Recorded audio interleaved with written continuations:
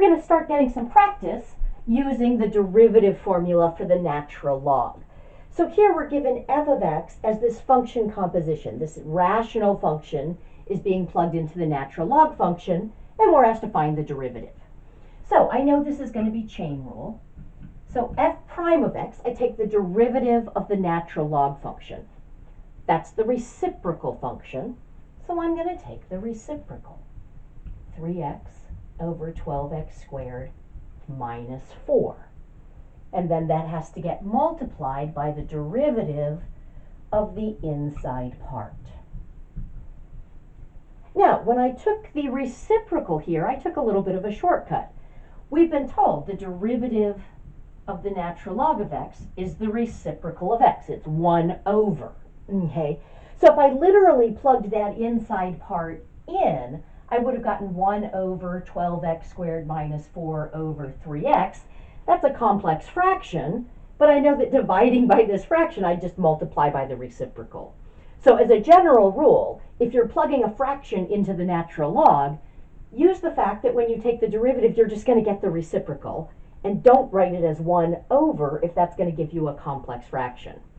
You just then have to simplify it. Okay. Now, I'm going to also try to be strategically lazy over here. This inside part was a rational function. It's a quotient, but notice that the denominator just has one term. So I'm going to just copy this first term so that I don't forget it's there. But here, I could, if I wanted to, use quotient rule, but I could also distribute that division. We always have the option of doing the arithmetic first and then taking the derivative.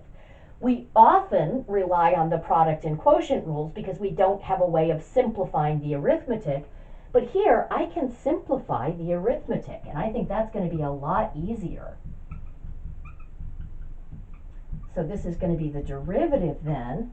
This will simplify to be just 4x minus 4/3 x to the negative 1. Now, I still have an x to the negative 1 here, so I can see that x can't be 0.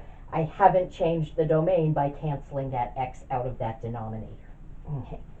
So this will be 3x over 12x squared minus 4 times. The derivative of 4x is just 4, and now I can use the power rule. Negative 1 combines with the negative 4/3 to become plus 4/3 x to the negative 2. And I could leave that as x to the negative 2, or I could put the x squared in the denominator. Either of those would be fine. It would also be fine if you did this problem using the quotient rule here. It's just going to be more time consuming. So I wanted to remind you that when you can simplify the arithmetic, sometimes that's a little bit faster.